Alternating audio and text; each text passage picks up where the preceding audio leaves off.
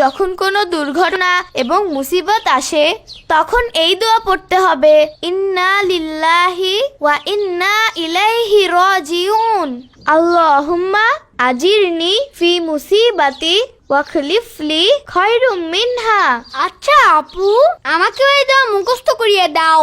ঠিক আছে, আজ রাতে আমি তোমাকে শিখাবো। কিন্তু আপু, এই দোয়ায় আমরা আল্লাহর কাছে কি বলি? এই দোয়ায় আমরা বলি, ইন্না লিল্লাহি ওয়া ইন্না ইলাইহি রাজিউন। নিশ্চয়ই আমরা আল্লাহর জন্য এবং তার কাছেই চলে যেতে হবে। আল্লাহুম্মা আজিরনি ফি মুসিবাতি ওয়াখলুফলি খায়রুম মিনহা। হে আল্লাহ, আমাদের এই মুসিবত থেকে মুক্তি দাও এবং পরে ভালো ফলাফল দাও। আল্লাহ কি সমস্যা হওয়ার পরেও সাহায্য করে?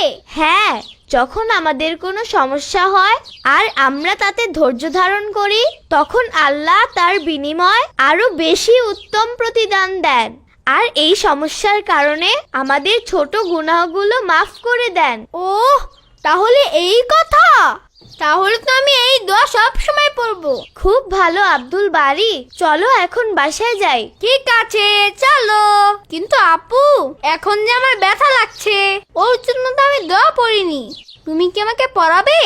হ্যাঁ অবশ্যই, আমার সাথে বলো, ইন্না লিল্লাহি ইন্না লিল্লাহি ওয়া ইন্না ইলাইহি রাজিউন। ওয়া ইন্না ইলাইহি রাজিউন। আল্লাহুম্মা আজিরনি আল্লাহুম্মা আজিরনি ফি মুসিবাতি ফি মুসিবাতি ওয়াখলিফলি ওয়াখলিফলি খায়রুম মিনহা। খায়রুম মিনহা।